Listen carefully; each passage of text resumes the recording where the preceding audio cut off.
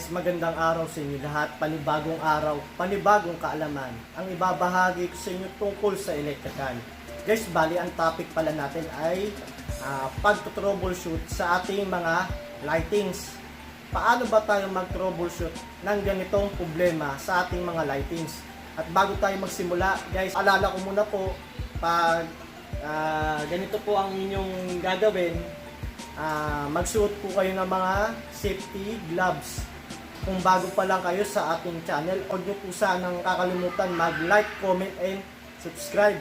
At i-ring na rin po nyo ang bell para lagi po kayong updated sa mga ilalabas po natin ng mga bagong video. Magsimula na tayo sa pag-troubleshoot. Yun nga guys, bali yung sinabi ko sa inyo, magsuot kayo ng safety gloves. Kasi hindi po natin alam kung ano po ang problema nitong mga ito troubleshoot po natin para safe din po tayo sa sakuna o sa kuryente, kasi hindi natin alam kung anong haharapin po natin pag troubleshoot. Guys, bali nabahagi ko sa inyo kung paano ang pagto-troubleshoot sa ating mga lightings. Ang unang gagawin natin, yan, guys, nakaangat na ang ating circuit breaker. I-on natin, ayaw. On to yung kabila, ayaw din yung second valve. Third valve, ayaw din. Yan guys, may kanya-kanyang problema yan. Ngayon, bibigyan natin ng solusyon. Ipapakita ko sa inyo kung paano mag-troubleshoot. Ngayon, tanggalin ko yung cover ng ating WAN. Tignan natin kung may supply. Baka wala lang kasing supply kasi nakakapagtaka lahat. Wala eh. Ayaw bumukas. Tignan natin. Gamit tayo ng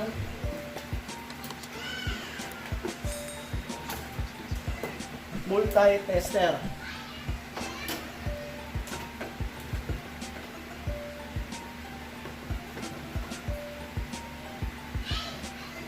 Set lang natin sa AC 250.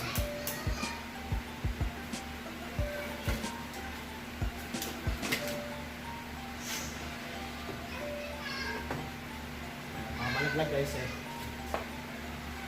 Naset na natin sa AC 250. Lagay natin dito sa line side. Ito yung line side po. Yan, meron.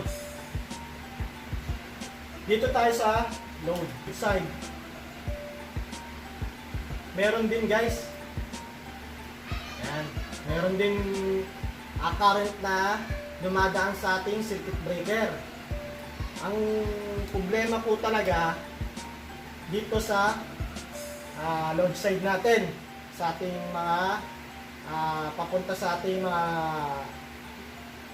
bulb at saka sa ating mga papunta sa ating switch. Ngayon, gagawin natin, kasi ayaw bumukas ng ating ilaw. Ngayon, kakalasin po natin ang ating mga receptacle at sa ating mga switch. Baba ko muna to, baka malaglag. Okay natin.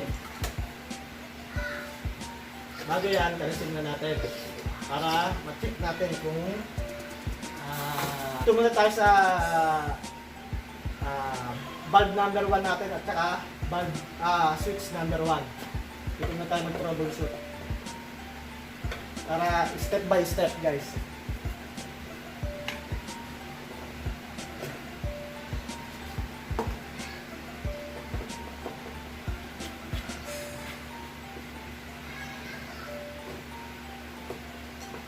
Guys, bali natanggal ko na. Ito naman ang ating switch.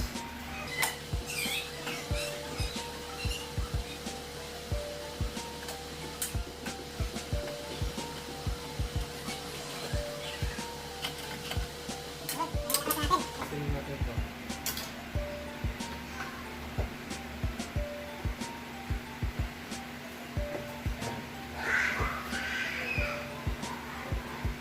Bali, nakuha na natin yan. tanggal na natin. Balik natin ang ating multi-tester para makita nyo guys. Ngayon, baklas na natin ang ating receptacle. Test muna natin ang receptacle natin. Baka ang hindi na siya, itong tornilyo na to, hindi na connected dito. Bago yun, pag nag-test kayo nyon, kailangan natin sa resistant lang. Off natin ang circuit breaker. Tapos, iset natin sa times 10, resistance. Off ang ating circuit breaker. Dito sa tornilyo na to, sa black wire, lagay natin. Tapos, dito, sa kulay gold. Natin kung meron. Meron naman. Yung line 2 natin, meron. May connected naman siya sa kabilang tornilyo. Tapos, ito naman kulay green, itong return. Baka wala. Dito sa gilid natin titingnan. Meron din. Ayan, guys. Bali, okay ang ating receptacle. Ngayon naman, natapos na natin ang receptacle. Dito naman tayo sa line 2. Baka yung dumaan na wire dito ay putol. Kaya ayaw umilaw. Lagyan natin dito sa resistant pa rin guys, sa times 10. Lagyan natin dyan. Tapos, yung kabilang probe, lagyan natin dito. Yan. Sa line 2 rin ng ating receptacle. Yan. Buo naman guys. Buo.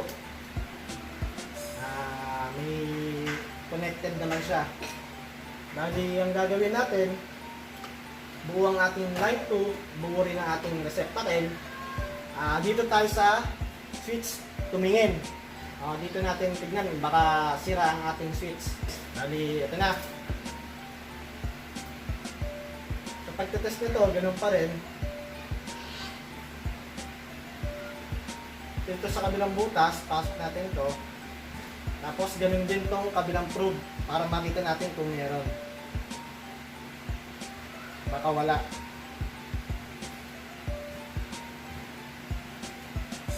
Ayun, naglulus guys. Minsan meron. Ayan, wala talaga.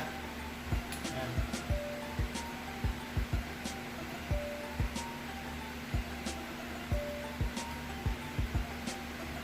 Ayan.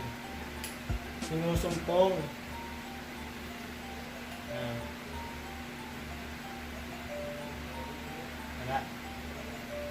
Yun guys, bali ang problema natin, itong switch, naglo-lose contact. Minsan meron, minsan wala. Ngayon, para makita natin, naglo-lose contact siya. Kasi minsan guys, itong mga switch natin, pinapasukan ng dumi. At mga, yung dala-dala ng mga insekto, kaya nagkakaproblema to. Guys, ngayon, palitan natin para mas okay ang ating gagawin at pagka-troubleshoot. Palitan natin to guys, dahil sira na to. O tayo ng bago. So, yung line 2, dito natin nalagay. Ay, line 2. Sorry guys. Line 1. Tapos, dito sa itong return natin, dito natin nalagay.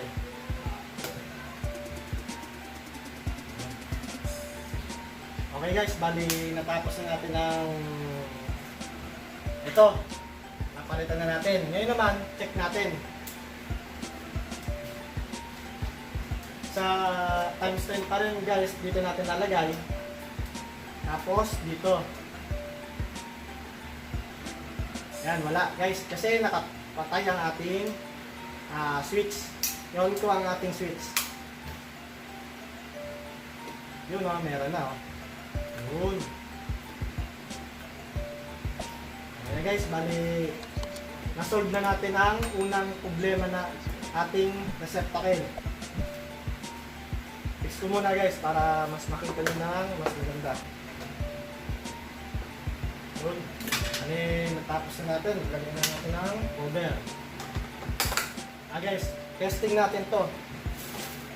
Itong valve number 1 natin at switch 1. On ko ang ating circuit breaker. Yun, meron na. Wala pa rin. Talagang may problema to.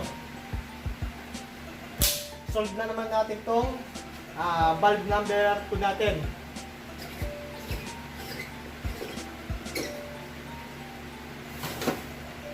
Guys, bali nalaman natin na ayaw umilaw. Baklasin din natin ang receptacle niya. Kasi alam na natin ayaw umilaw eh. Ibig sabihin, walang dumadaloy na current papasok sa ating valve.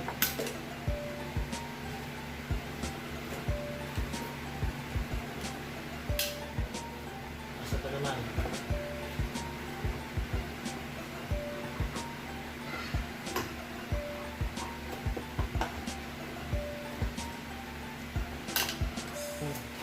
Nakita na natin yung loob. Ano naman itong tugang switch natin, baklasin din natin para mas makita natin.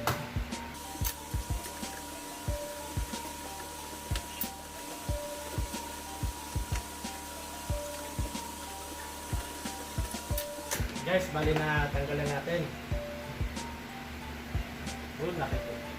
Nakita na rin natin ang loob. Bali, ito yung gagawin natin. Para malaman natin. Ganun ulit ang gagawin natin guys. I-check na natin itong receptacle natin. Baka hindi na connected.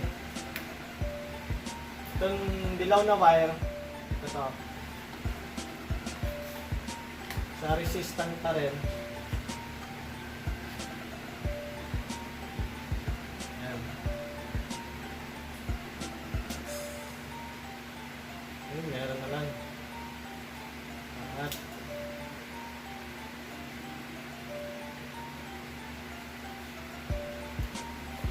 nakita natin yung dilaw, ito naman pula.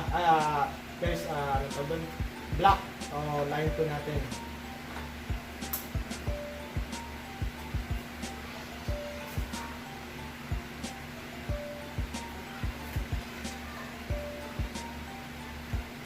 Wala guys. Bali, dito yan sa may gold. Wala. Bali, dito guys, nakita agad natin kung ano yung problema dito.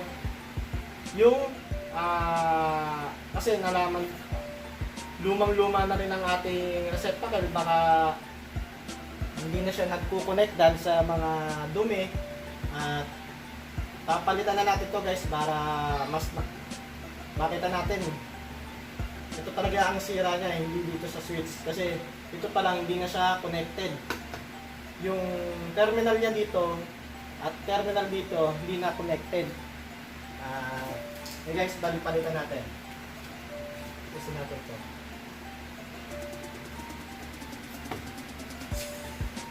Wala na guys, sira na talaga ito. Ayaw na lang ano. Lumang-luma na to guys eh. Kaya ito yung naging problema niya. So. Tapos, kuha tayo ng bagong receptacle.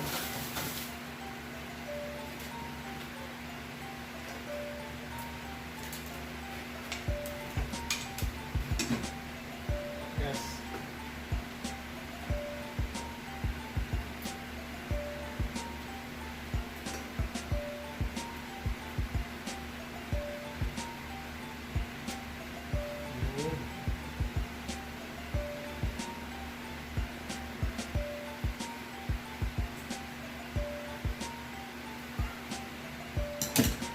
Okay guys, balik na natin ito. Siguradong meron to kasi bago ang ating receptacle.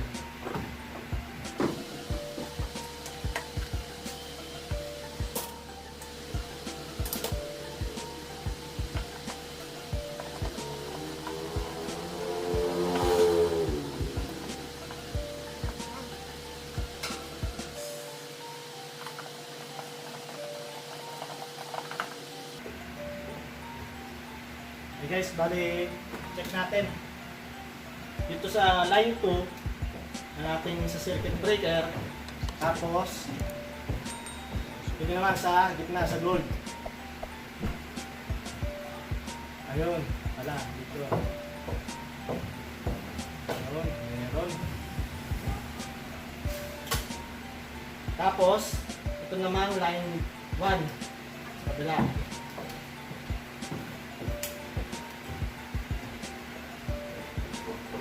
Wala.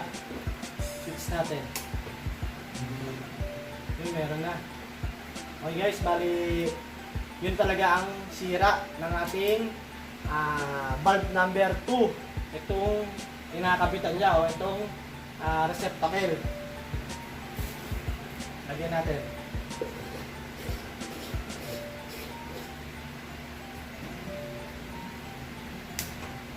On natin ang ating circuit breaker. Ayun, umilaw agad itong number 1. Yun, mayroon na. Okay na guys. Ayun. Nasolve na rin natin itong bulb number 2 natin. Dito naman tayo sa bulb number 3. Baba ko lang to. Ngayon, hindi ko to ibabalik kasi yung isang switch niya nandito eh. Siya yung nagkumokontrol. I-check natin. Gagawin natin to.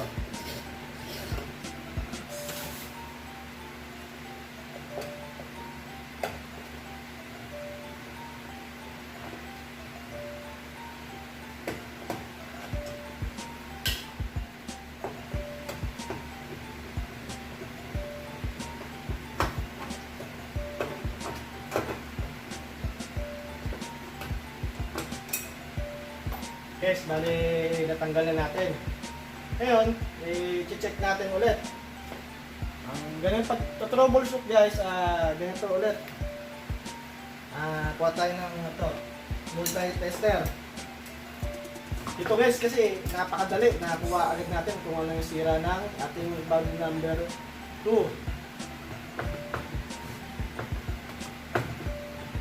Hindi natin agad. Ayun. Ayun, pakapit.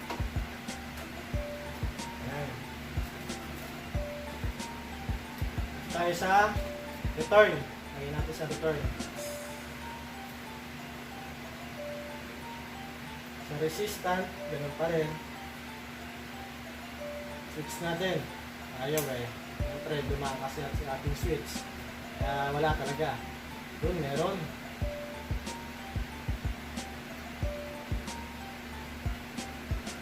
Yan, meron talaga. May switch. Ibig sabihin, buo po yung ating return. Itong green wire na to, pagpunta doon, buo po ang ating wire. Ito namang line 2. Lagyan natin, guys, advice ko sa inyo, kasi sa ganitong video natin, sa demo purpose natin, medyo maiksi at maliit lang, kaya ma-advise ko po sa inyo, kung ito yung gagamitin yung pang-test, itong multi-tester, i-advise ko po sa inyo, gumamit po kayo ng extra na wire. Kasi sa ganitong malabo mong mapahaba itong wire. Kaya yung wire na yon, kabit nyo sa either line 2 o either line 1, doon nyo gagamitin yun. Halimbawa, ganito guys.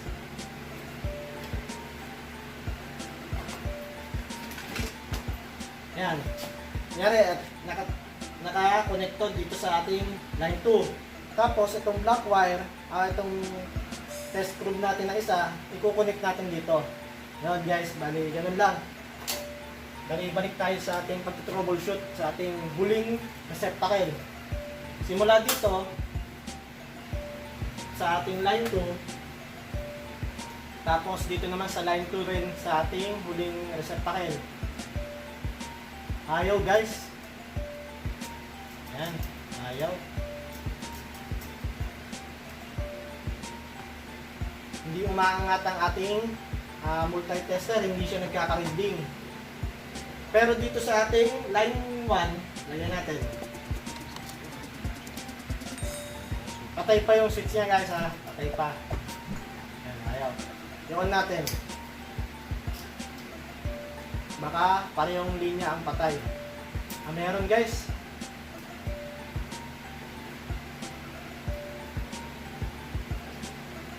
Bali, ang naging problema nito guys, dito sa ating mga junction box.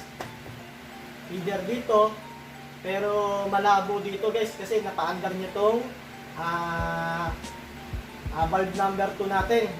Kaya hindi natin itong babaklasin kasi napa-under niya itong dalawa eh. Ito lang. Kaya dito tayo titingin sa dalawa na to. Baklasin natin.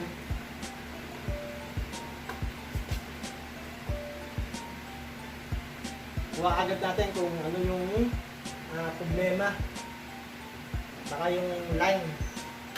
Yung ating papunta sa ating ang ating wire na line 2. Kasi ayaw eh. Pero ganito ang isang pagtetest pa. Guys, babahagi sa inyo. Itong test light. Noon natin ang kahit yung line 2 at line 1. Test natin. Ayan guys, naka-on na. Timutan ko guys, sorry. May one test nga pala ako. Yun oh. Meron. Hintayin natin. Wala. Yan yung dumaan sa switch. Ito naman line 2. Itong black wire. Ito nga talaga guys. Itong line 2 natin. May problema to. Baka hindi na nakakonect sa ating splicing. So guys, dito yan. Dito ang magiging problema natin. Baka ganyan. Bale yung gagawin natin, baba natin ulit ang ating circuit breaker. Nalaman natin na may supply ang ating return. May current na dumadaan. Ngayon naman, dito sa line 2 tayo guys. Dito tayo sa ginawang splicing. Ayaw na, hindi na connected dito. Tayo mag-test.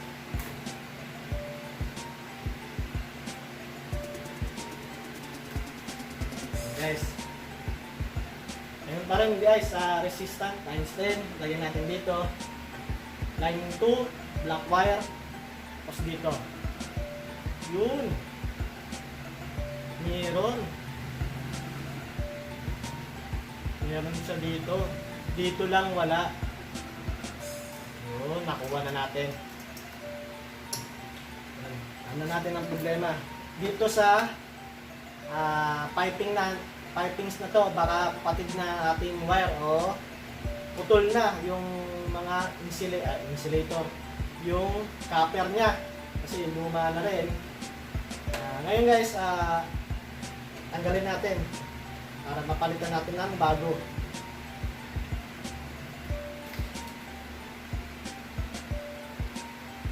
Ayan.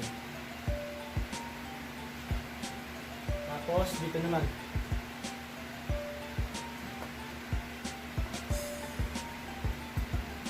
Tapos guys, ibabahagi ko rin sa inyo, hindi natin, pag ganito ang problema, wire ang ating papalitan, huwag niyo po agad basta-basta hatakin yung wire.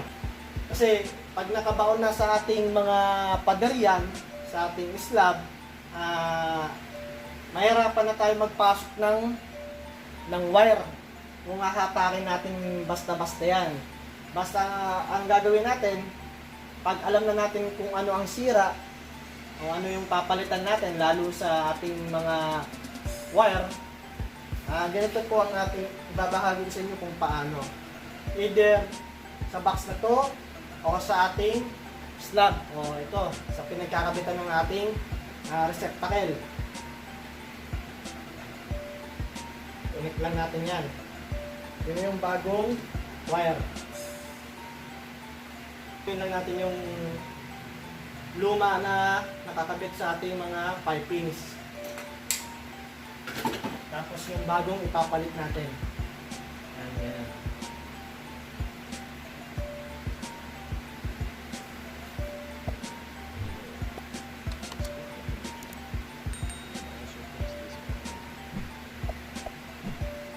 Tapos, ayan, ganyan yung gagawin natin guys.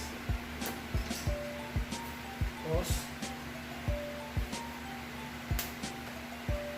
lagyan natin ng electrical tape para hindi siya sumabit sa ating mga tubo o sa ating flexible hose. Ayan. Ayan. Tapos kung dito kayo naglagay ng wire ng karugtong sa ating receptacle, hahatak tayo dito. Ayan. Tapos kailangan nyo ng katulong, kunyari kung malayo, merong tagahila, merong tagatulak. Ayan. Ayan.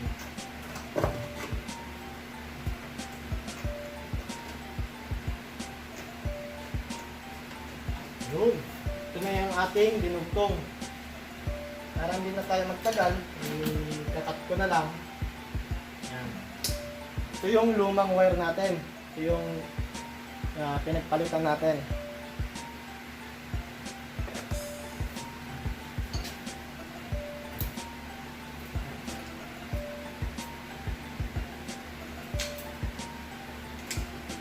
Tapos, place na natin dito.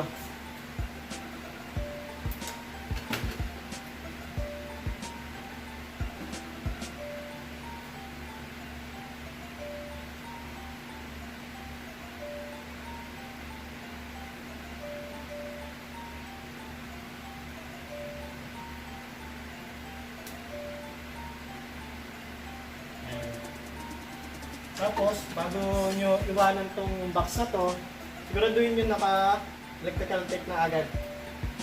Kasi, huwag nyo hayaan na naka-open ang ating mga wire. Kasi, in case na magka-problema, hindi kayo makukuryente. Ayan.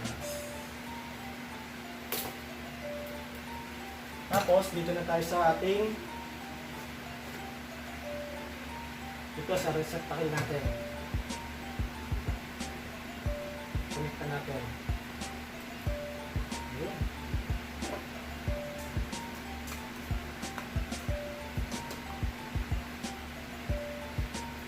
Okay guys, balitas na natin. Ito ulit sa line 2. Line 2 ulit sa ating yun meron na wala guys, yun ang problema o yun ang sira, yung line papunta sa ating receptacle. Kakabit ko muna para mas makita ng mas maganda.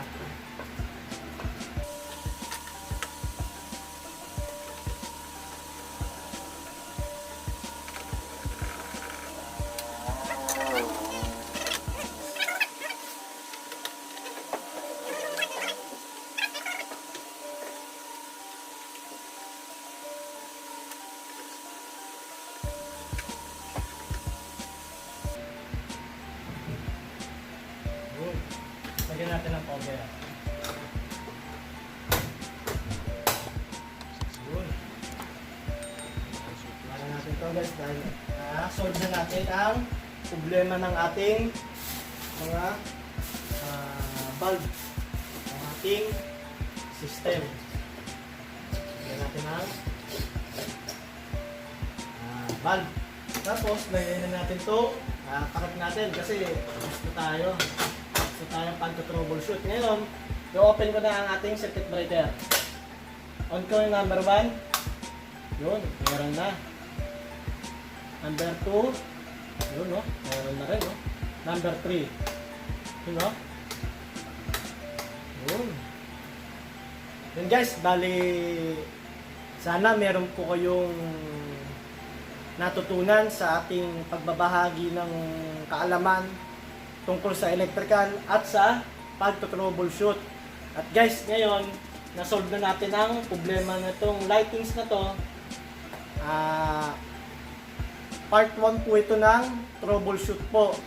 Guys, sana kung nagustuhan nyo tong video nito, huwag nyo po sanang kakalimutan mag-like, comment, and subscribe. At i-ring na rin po nyo ang bell para lagi po kayong updated sa mga ilalabas po natin na mga bagong video. Magpapasalamat po ako sa inyong pagsuporta, sa inyong mga panonood. At guys, maraming salamat po. At muli, magkita-kita po tayo sa susunod ko pong video.